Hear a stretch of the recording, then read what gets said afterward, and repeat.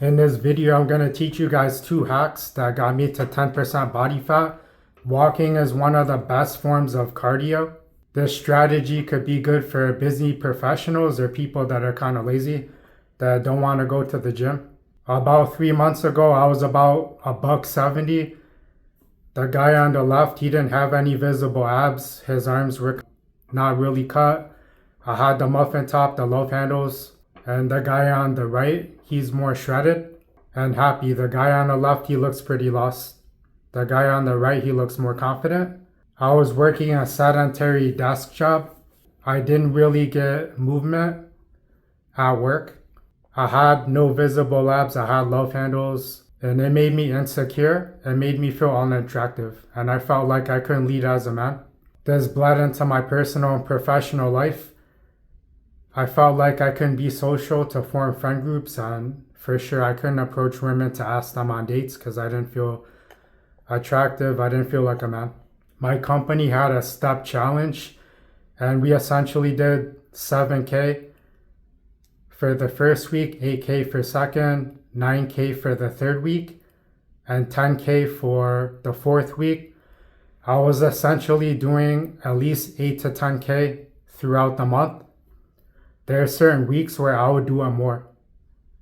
And keep in mind, you could break up your walking into blocks. Wake up early in the morning and then get your walking in and do it throughout the day.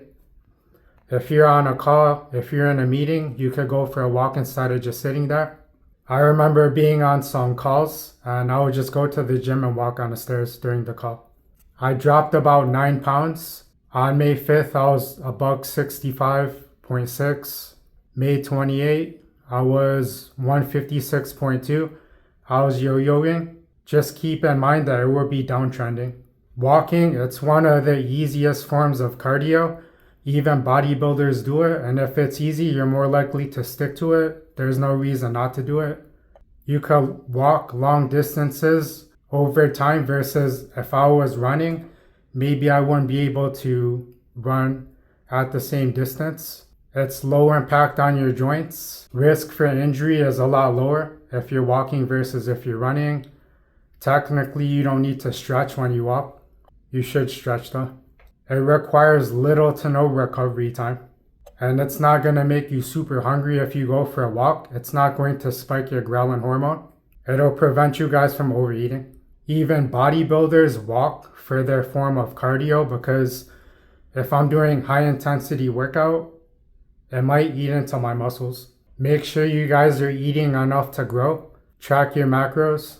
A study showed that when I'm walking, it taps into the fat burning versus if I'm running, it's going to tap into glycogen, the glucose in my muscles. Walking outside in nature, it could be calm and relaxing. I highly recommend a standing desk and a desk treadmill. Just in case it's raining or you can't go out for some reason or it's nighttime. Walking also boosts cognitive function and creativity. Walking also aids in digestion as well as allowing your body to go into a deeper sleep. Also for my eyes, when I go outside, I can see objects at various distances versus when I'm working at my desk. Everything's close and up front. It just gives my eyes a break, and studies showed that it would keep my eyes healthier. And as a 41-year-old, I'm trying to preserve my vision, my hearing, all of my senses. Walking is the easiest way to create a calorie deficit. And keep in mind, if you guys have negative 500 calorie deficit for 7 days, that's a pound of fat. For me, walking around 6K a day, it burns about 200, 250 calories. It's probably 2 bananas. And if your walking is too easy for you, you could strap on a backpack or you could walk up a hill on an incline. I normally do Stairmaster in the gym, or I'll do incline treadmill on a slow steady state. Make sure you guys track your macros, plug them into the MyFitnessPal, the Lose It app, so that you can get 1 gram of protein per body weight. Make sure your carbs are around the same and your fats are at around 20%. Proteins and carbs, make sure they're around 40% of your total calorie intake. I want you guys to add in weight training when you're ready, because it's going to allow your metabolism to be higher.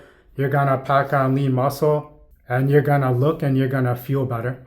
You'll get stronger over time, and for sure, if you guys did every single thing that I spoke about in this video, you could drop that weight as well.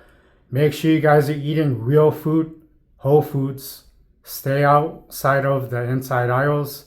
Focus on lean meats, proteins, chicken breast, 93 lean, ground beef, ground turkey. You could do fish. If you guys are vegetarian, focus on tofu, beans, eggs. They're real good. Focus on eating green vegetables that have a lot of fiber, low carb. Also, try not to drink calories if you can, or get sugar-free or sugar substitute drinks. I eat fruit, I eat bread, I eat a lot of berries, and I'm still able to get into a shredded state. And make sure you guys hydrate. Another hack is, if you guys drink black coffee, it'll curb your hunger. If you don't have a coffee maker, you could buy caffeine pills. It makes managing my diet easier, because then if you're doing something, you're not going to be eating. I hope you guys got a lot of value out of that. Please like, share, and subscribe. Comment down below. Let me know what hit the hardest. I'll check you guys in another one. Peace.